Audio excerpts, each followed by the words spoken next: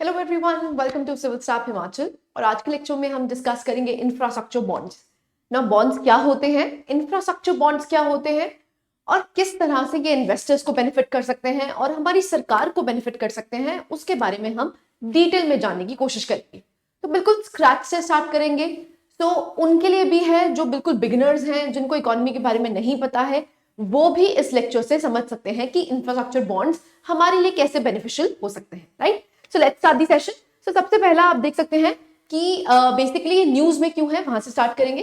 सो जो state run bank of India है, उन्होंने रेज किए हैं 10,000 करोड़ थ्रू इंफ्रास्ट्रक्चर बॉन्ड्स, जिसमें बिड्स आई हैं अप्रोक्सीमेटली 15,300 करोड़ की, जिससे कि आपको देखने को मिल रहा है एक स्ट्रॉन्ग इन्वेस्टर कॉन्फिडेंस है ना। एज सच न्यूज अभी समझ नहीं आएगी until unless you know about infrastructure bonds और वो किस तरह से इन्वेस्टर्स को बेनिफिट करेंगे, तब तक आपको ये न्यूज एज सच इतनी ज्यादा समझ नहीं आएगी। तो will be starting with bonds. बिल्कुल बेसिक से स्टार्ट करेंगे। बॉन्ड्स क्या होते हैं, तो पहला प्रिंसिपल कि व्हाट इज बॉन्ड ना। बॉन्ड की अगर हम बात करते हैं तो ये एक तरह का लोन इंस्ट्रूमेंट है। क्या है? लोन इंस्ट्रूमेंट है। राइट, सो बेसिकली यहां पर आप देख सकते हैं when you buy a bond, आप बेसिकली किसी से अगर बॉन्ड बाय कर रहे हैं, इसका मतलब आप उस इंसान को क्या दे रहे हैं? लोन दे रहे हैं, क्रेडिट दे रहे हैं। ठीक है, सो आप देख सकते हैं you lend money to the issuer. जो भी बॉन्ड का इशुअर है, अब इशुअर कौन हो सकता है? सरकार भी हो सकती है, कोई प्राइवेट इंडिविजुअल भी हो सकता है, कोई बैंक भी हो सकता है। राइट, सो उसने बॉन्ड दिया। इसका मतलब क्या है? जब आपने बॉन्ड होल्ड किया तो आप उस इंसान को क्या दे रहे हैं? लोन दे रहे हैं। ठीक है, so you lend money to the issuer and जो इशुअर है वो प्रॉमिस देता है आपको किस चीज का? अब आपने उसको उधारी दी है। अगर आपने उसको उधारी दी है, इसका मतलब क्या है कि आप उससे क्या लेंगे? कुछ इंटरेस्ट लेंगे और जो आपका प्रिंसिपल अमाउंट है वो वापस लेंगे। राइट, सो यहां पर आपको जो इशुअर है वो बेसिकली दो चीजें प्रॉमिस करता है। पहला है जो आपका एक फिक्स्ड इंटरेस्ट रेट दिया जाएगा, 7.5, 8.5, 9%, वॉट एवर द केस में बी। राइट, सो जिसको हम क्या बोलते हैं? कूपन। क्या बोलते हैं? कूपन।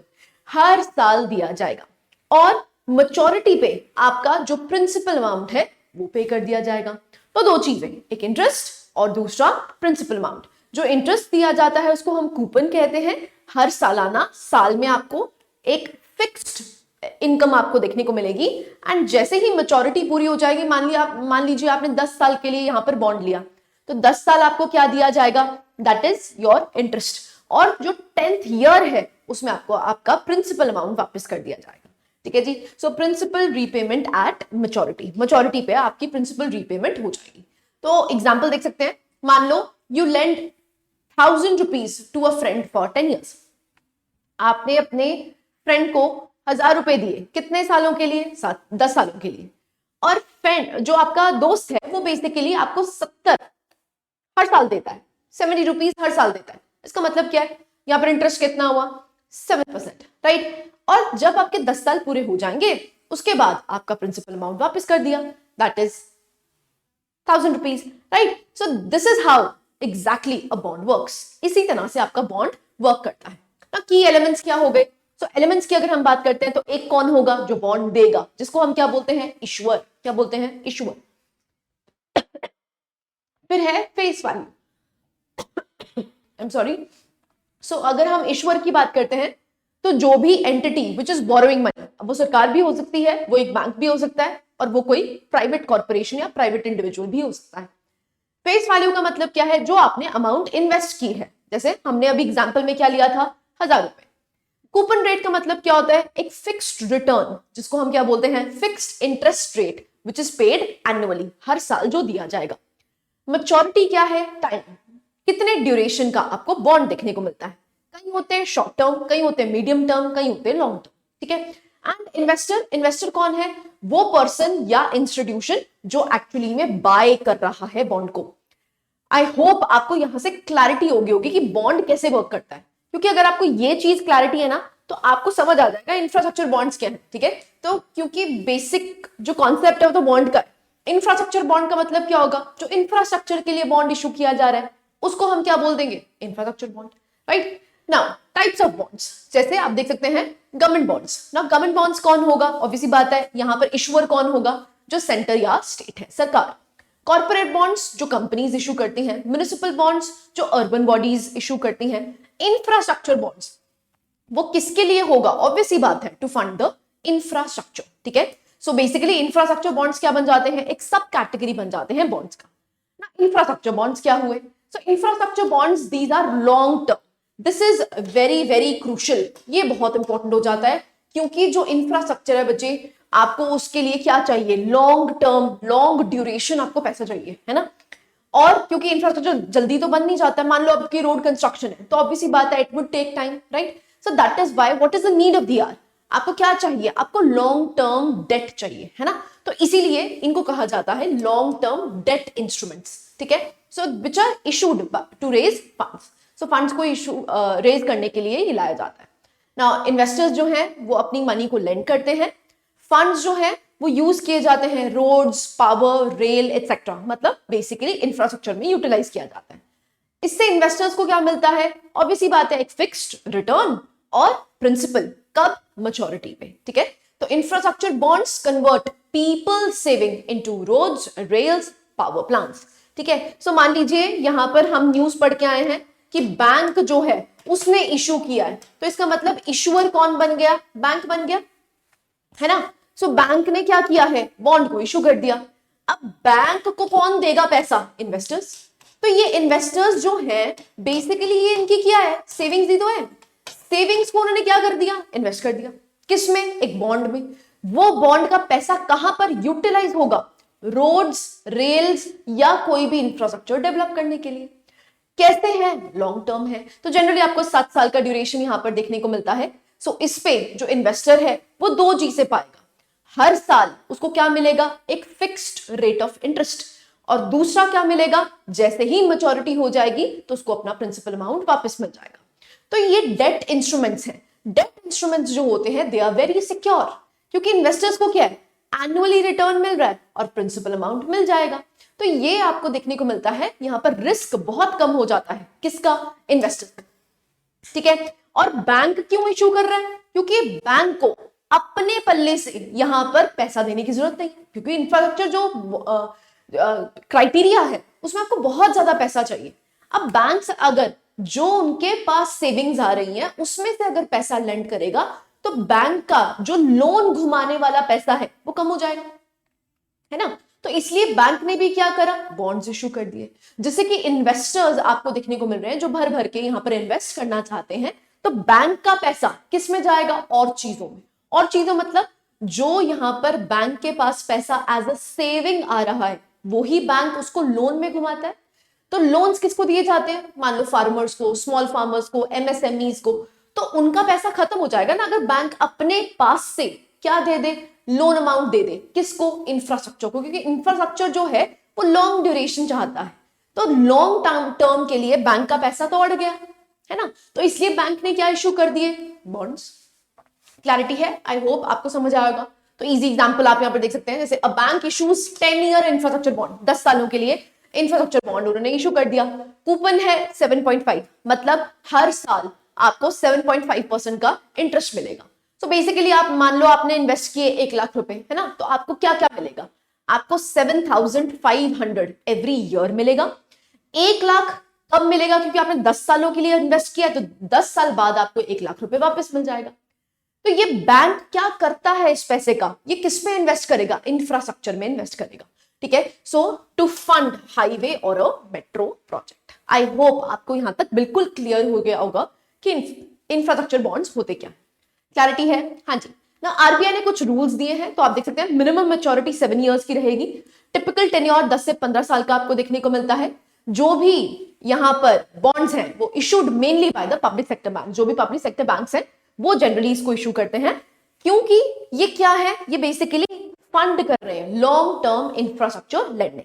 सो आरबीआई यहां पर परमिट भी करता है कि जब भी आप ये लॉन्ग टर्म इंफ्रास्ट्रक्चर बॉन्ड्स को इशू कर रहे हैं वहां पर मिनिमम मैच्योरिटी कितनी की होनी चाहिए? 7 सालों की होनी चाहिए। 7 इयर्स मिनिमम मैच्योरिटी पीरियड रहेगा, क्योंकि these are long term, right.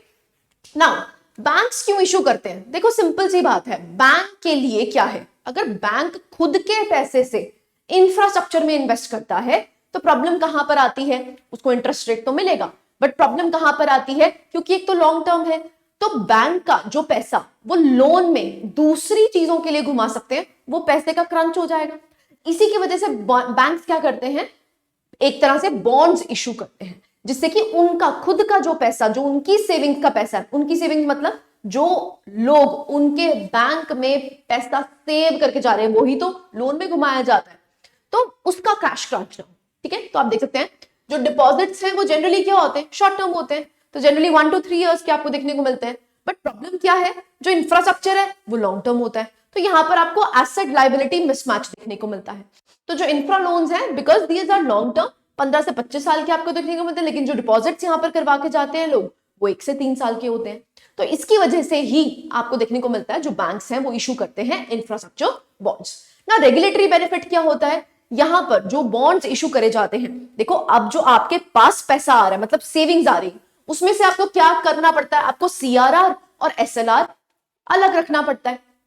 अब यहां पर क्या है, अब आपने तो बॉन्ड्स इशू कर दिए, तो जब आपने बॉन्ड्स इशू कर दिए, जो पैसा आपको बॉन्ड्स के थ्रू मिल रहा है उस पे क्या आपको सीआरआर एसएलआर देखने को मिलता है, नहीं, एग्जेम्प्टेड है, राइट। सो आप देख सकते हैं लोअर कॉस्ट ऑफ फंड्स आपको देखने को मिलते हैं and less money is locked. ठीक है, सो जो मैंने आपको बताया, जो थोड़ा पैसा आपका लॉक जो है वो नॉन अर्निंग रिजर्व में चला जाता है। तो CRR SLR exemption makes infrastructure bonds very attractive. ठीक है, नाउ एक तरह से गवर्नमेंट को भी सपोर्ट हो जाती है, तो गवर्नमेंट इंफ्रास्ट्रक्चर को एक पुश मिल जाता है।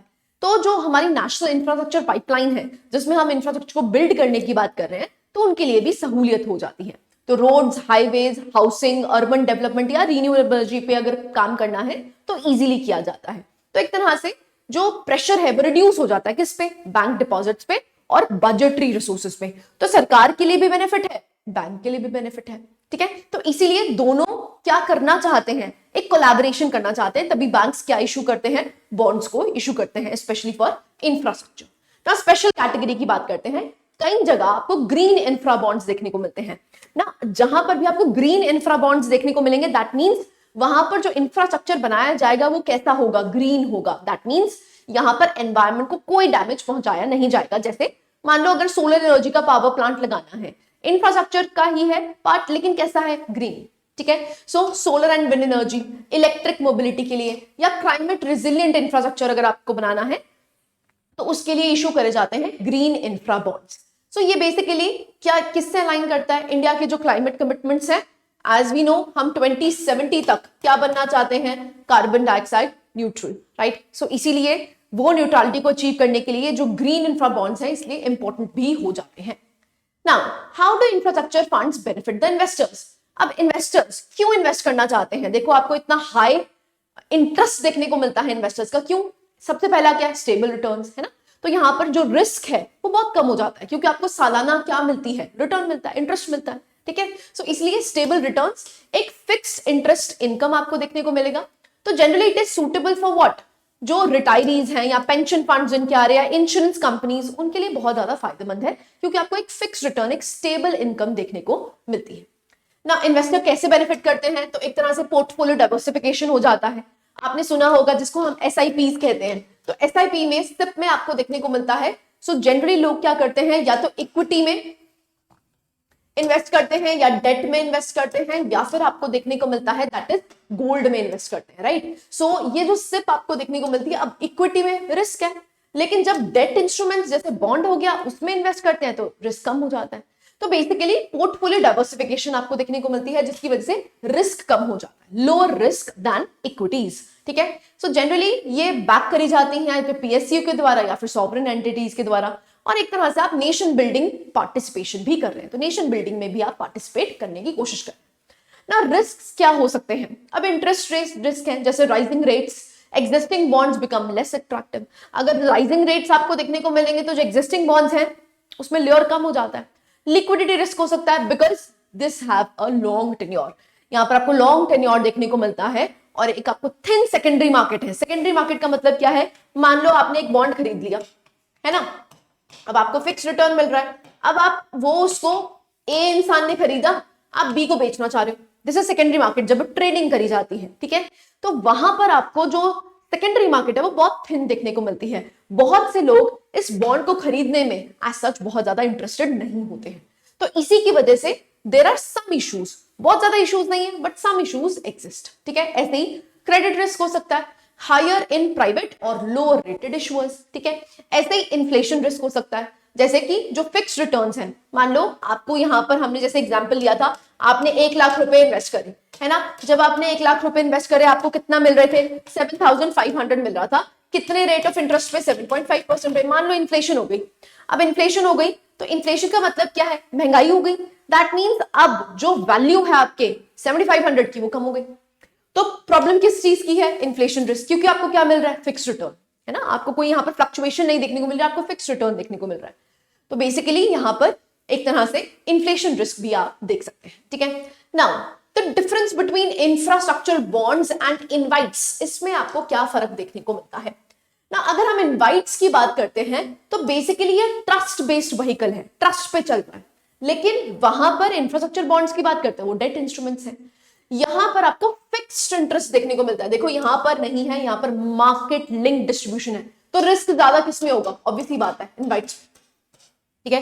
क्योंकि यहाँ पर आपको फिक्स देखने को मिल रहा है, यहाँ पर मार्केट लिंक्ड आपको देखने को मिल रहा है ना। नेक्स्ट अगर हम बात करते हैं, यहाँ पर रिस्क कैसा है, देखो लो टू मॉडरेट आपको रिस्क देखने को मिलता है, लेकिन यहाँ पर मॉडरेट टू हाई रिस्क आपको देखने को मिलता है ना। यहाँ पर क्या कोई मेच्योरिटी है, हाँ जी बिल्कुल। इंफ्रास्ट्रक्चर बॉन्ड्स जनरली 7 साल से शुरू होकर 20 साल प्लस तक जाते हैं, लेकिन यहाँ पर जब इनवाइट्स की बात करते हैं तो कोई फिक्स्ड मेजॉरिटी नहीं है, राइट। नेक्स्ट अगर हम बात करते हैं, कोई कैपिटल गेन्स आपको देखने को मिलते हैं, इट इज लिमिटेड, बट यहां पर आपको कैपिटल गेन्स देखने को मिल सकते हैं इनवाइट्स में ना। लिक्विडिटी की बात करते हैं, अगेन जैसे मैंने बताया इसकी सेकेंडरी मार्केट नहीं है, लेकिन इनवाइट्स में आपको सेकेंडरी मार्केट देखने को मिलती है, लिस्टेड एंड ट्रेडेबल, आप ट्रेड कर सकते हैं, ठीक है जी। So that is the difference between infrastructure bonds and InvITs, ठीक है। क्वेश्चन इसमें बन सकता है now, which is suitable for home. जब हम इंफ्रास्ट्रक्चर बॉन्ड्स की बात करते हैं, जहां पर भी लोग कम रिस्क चाहते हैं, रिस्क अवर्स करना चाहते हैं, तो किस में इन्वेस्ट करें, डेट इंस्ट्रूमेंट्स में, ठीक है। ऐसे ही इनकम फोकस होता है, लॉन्ग टर्म स्टेबिलिटी सीकर्स, उनको इन्वेस्ट करना चाहिए इंफ्रास्ट्रक्चर बॉन्ड्स में। इनवाइट्स में किसको करना चाहिए, तो ऑब्वियसली बात है जहां पर आपको मॉडरेट रिस्क एपिटाइट देखने को मिलती है, वो इन्वेस्टर्स जो थोड़ा रिस्क लेने में राजी हैं, उनको लगता है कि यहां पर जो फिक्स्ड इंटरेस्ट रेट है वो मुझे ज्यादा दे सकता है। फिक्स्ड इंटरेस्ट रेट आपको इसमें देखने को मिलता है, ज्यादा मिल सकता है। मॉडरेशन में मॉडरेट टू हाई आपको अगर रिस्क प्रोफाइल देखने को मिलता है, तो आप कहां पर इन्वेस्ट कर सकते हैं, इनवाइट्स में। So higher returns and liquidity, ठीक है। सो अगर ऐसा है तो आपको कहां पर इन्वेस्ट करना चाहिए, दैट इज इन इनवाइट्स, ठीक है जी। Now why infrastructure bonds matter for India. देखो ऑब्वियसली बात है, हम क्या चाहते हैं, सरकार का पैसा जो है वो ज्यादातर स्कीम्स में चला जाता है। तो अब ये पैसा किसके लिए नहीं बचता, इंफ्रास्ट्रक्चर के लिए नहीं बचता। तो ऑब्वियसली बात है, हम क्या करना चाहते हैं, फिस्कल बर्डन कम करना चाहते हैं, एक तरह से मोबिलाइज करना चाहते हैं लॉन्ग टर्म इन कैपिटल, और स्ट्रेंथन करना चाहते हैं हम बॉन्ड मार्केट को, और सपोर्ट करना चाहते हैं इंफ्रास्ट्रक्चर लेड ग्रोथ को, ठीक है जी। Now this is a question for you that you need to practise. देखो प्रीलिम्स का क्वेश्चन आपसे पूछा जा सकता है। Consider the following statements. पहला है, infrastructure bonds issued by banks are required to have a minimum maturity of 7 years as per the RBI norms. Infrastructure bonds issued by public sector banks are exempt from both CRR and SLR subject to conditions. Infrastructure bonds provide market-linked in returns similar to infrastructure investment trusts.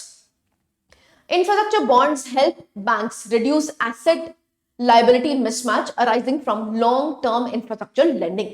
आपको बताना है कौन C correct statements हैं, 1 and 2, 1 to 4, 2 and 3, और is it 1, 3, 4, ठीक है। ये 4 आपको ऑप्शंस देखने को मिलती हैं, इन चारों में से एक ऑप्शन करेक्ट है। Please do right it in the comment box, कौन सा आपको आंसर करेक्ट देखने को मिलता है, बहुत इंपॉर्टेंट है। आई होप जिनको जीरो नॉलेज भी नहीं थी, यहाँ पर हम कह सकते हैं बिल्कुल स्क्रैच से आपको समझाया गया बॉन्ड क्या होते हैं, इंफ्रास्ट्रक्चर बॉन्ड्स क्या होते हैं, किस तरह से ये इश्यूअर्स को एक तरह से सपोर्ट कर सकते हैं, और किस तरह से ये इन्वेस्टर्स को बेनिफिट पहुंचा रहे हैं, and what is the difference between infrastructure bonds and invites, right. So this was it from my side. I hope you like the lecture. Thank you very much.